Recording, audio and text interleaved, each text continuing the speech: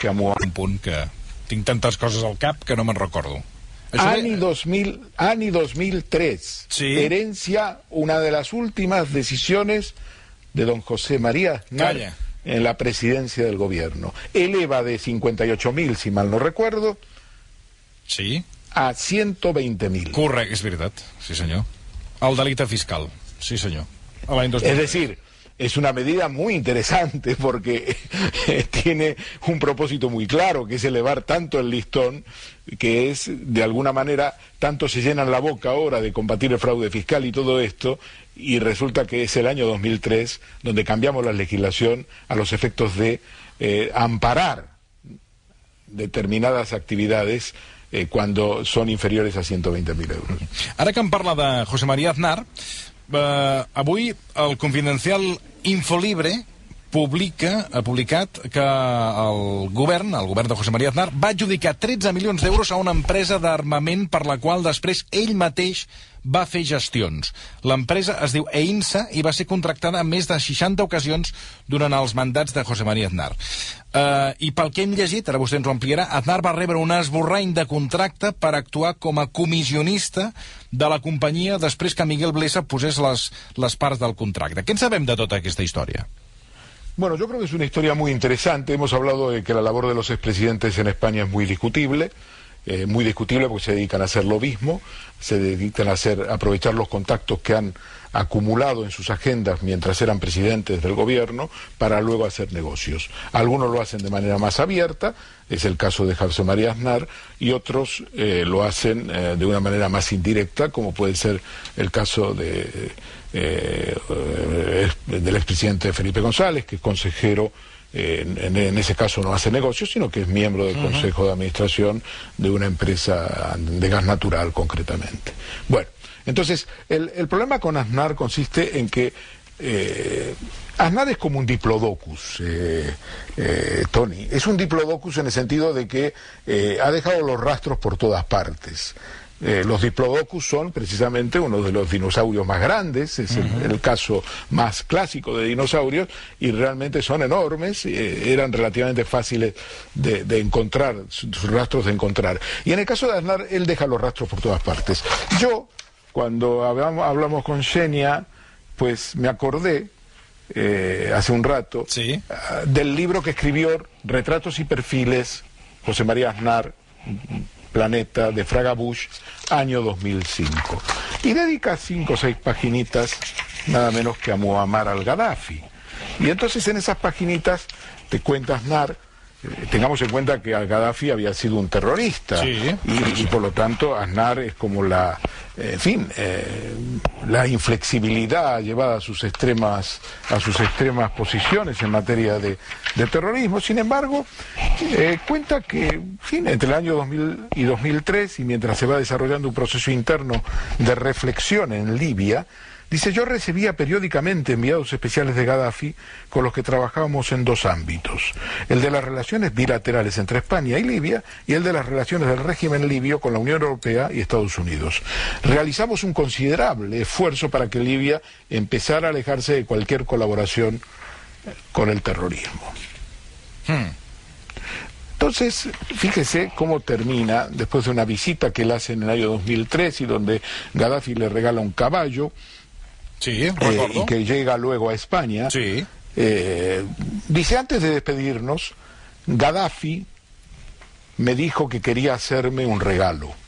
Yo me quedé un poco sorprendido, y más aún cuando, habiendo salido de la jaima revolucionaria, vi que traían un caballo magnífico, espléndidamente enjaezado. Yo no comparto casi ninguna de las ideas de Gaddafi, pero tuve la impresión de estar ante un dirigente que había comprendido cuál era el rumbo que había tomado el mundo. Y cuando me regaló el caballo y luego lo mandó a España por avión, el caballo se llamaba el Rayo del Líder, le agradecí el gesto. Pero lo que me importa de verdad es que continúe la línea ya iniciada. Y entonces tenemos lo siguiente: el contrato que negociaba Aznar con la empresa EINSA, a la cual él había contratado cuando estuvo en sus 8 años de presidente de gobierno, sí. El contrato pretendía abrir, entre otros, los países del Magreb y Libia.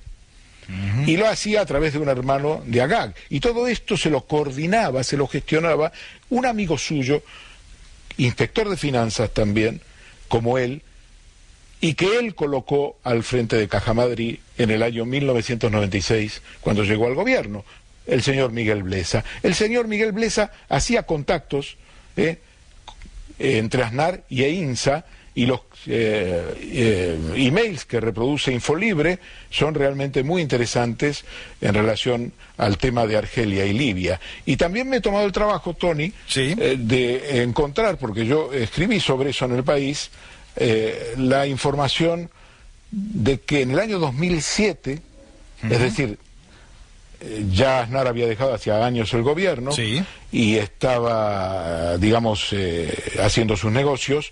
En el año 2007, cuando viene Gaddafi a España, en una visita oficial y a visitar al presidente del gobierno, José Luis Rodríguez Zapatero, ¿sabe con quién se encuentra antes en una jaima que montan en Sevilla? Con Aznar y con su señora, la señora Botella. Y allí organizan, digamos, una cena de carácter privado, realmente espectacular, y Aznar está con Gaddafi, insisto, está en la puerta de la Boticaria, en un hotel de Sevilla, y ¿de qué hablan? Bueno, son temas privados, pero evidentemente ahora sabemos por qué tenía interés Aznar en aquella época en el tema de Libia y en el tema de vender armamento de EINSA en Libia.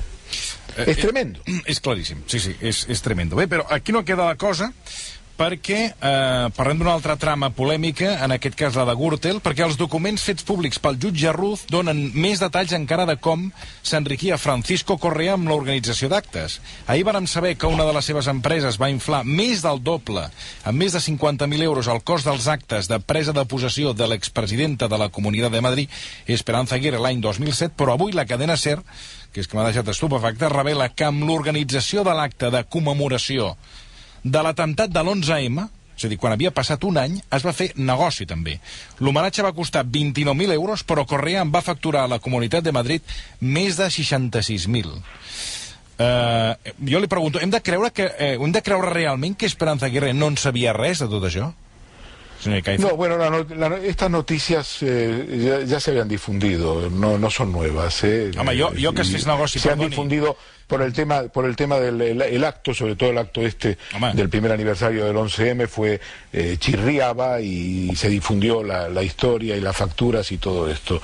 Pero el problema con Esperanza Aguirre es que, digamos, Esperanza Aguirre conoce de primera mano, porque se le informa a través de un documento que le entrega, que envía José Luis Peña, el concejal de urbanismo, de promoción urbana. El que lo destapa todo. Exacto, era concejal de promoción urbana de Majadahonda, en el ayuntamiento de Majadahonda. Lo primero que él hace como militante del PP, junto con otro compañero suyo que estaba a cargo de medio ambiente, el señor Moreno se llamaba, lo primero que hace es dirigirse a Esperanza Aguirre a través del alcalde de Majadahonda y directamente, y le entregan un informe y luego van a hablar con ella a la sede de Génova. Y eso ocurre en los años 2005, 2006, y Esperanza Aguirre está reunida en Génova, y ellos, Ortega, el alcalde de entonces de Majadahonda, les dice que esperen, que va a intentar de que la reciba, y ella escucha, ellos escuchan, están en el pasillo, y ellos escuchan que dice: yo con esos hijoputas nunca me voy a reunir. Eso dijo Esperanza Aguirre. Y entonces, ¿qué pasa? Esperanza Aguirre sabe desde el comienzo toda esta historia. No es ella la que ha destapado, como dice. Ella lo que ha hecho es hacer un cordón sanitario cuando estalla la trama Gürtel en febrero del 2009 y echa a todos los corruptos, pero no porque ha descubierto que son corruptos, sino porque se ha destapado la corrupción, y para limpiarse hace una depuración para no verse salpicada. Esta és la veritat de la història d'Esperanza Aguirre. Avui realment sortirem de l'estudi contents, perquè no en tenim prou que ara anem amb Jaume Matas. Segon judici a l'expresident balear Jaume Matas, que ha quedat vist per sentència, se l'acusa d'un presumpte delicte de suborn al pressionar un empresari perquè contractés la seva dona, Maite Areal, per 3.000 euros al mes. L'empresari en qüestió és l'hoteler Miquel Ramis i en la seva declaració d'ahir assegurava que aquesta senyora cobrava per no fer res. Les seves explicacions, però, no semblaven convèncer el fiscal Pedro Rac, que va començar a perdre els nervis. Recordem el document perquè és un document magnífic. Lleva media hora diciendo que no tiene ni idea de lo que hacía o no hacía la señora Maite Areal, media hora de reloj, y ahora me viene con que el rendimiento no era esperado. Oiga, o la controlaba o no la controlaba. Aclárese, ¿quiere? No, yo no la controlaba. Y dígame cómo sabe que el rendimiento no era el esperado. ¿Por qué? ¿Por qué? Porque, si no tiene ni idea de lo que hace. ¿Por qué? Porque ella, pues no aparecía y no esto, y yo qué sé. Bé, avui, abans que es retiressin a deliberar, Matas ha tornat a demanar la paraula per insistir en la seva innocència. Nunca pude imaginar que cometía un error, porque si no, no lo hubiera hecho, evidentemente, yendo a un amigo a pedirle un puesto de trabajo para mi mujer. En cualquier caso, tengo la conciencia tranquila, quiero seguir demostrando mi inocencia. Nadie en estos 5 años, nadie, no hay ni una sola acusación contra mí de que jo me haya apropiado de un euro público. Bé, i mentre el fiscal, i per acabar l'episodi, vist per sentència, Pedro Rac manté que la contractació de la dona era una comissió cobrada en espècie. Miente Matas y miente su mujer. Que mienta Matas está permitido. Que mienta su mujer, no. No solo supone una falta de respeto a ustedes, al tribunal y a nosotros, sino que puede ser constitutivo de un delito de falso testimonio. Ernesto, Jaume Matas també, Déu-n'hi-do, és el segon judici, encara li queden uns quants. Sí, pero como ha dicho bien don Pedro Rach, si se hubiera juzgado en 2000, ahora y no en 2007, si se hubieran cometido los hechos, ahora y no en 2007, el delito desembocaría en la cárcel en el caso de ser una sentencia condenatoria. De modo que ahora pues tiene que pagar una multa si se le condena y no tiene que pisar la cárcel por este tema. Y ya recordemos que en el anterior fallo el Tribunal Supremo le rebajó la condena al punto que no ha ido a la cárcel. Son 9 meses y por lo tanto no ha tenido que entrar en prisión. Por lo tanto, lo que de todas maneras me parece interesante, porque Borracha ha hablado sin pelos en la lengua, ¿no? Es decir, estamos hablando del amiguismo, de influencia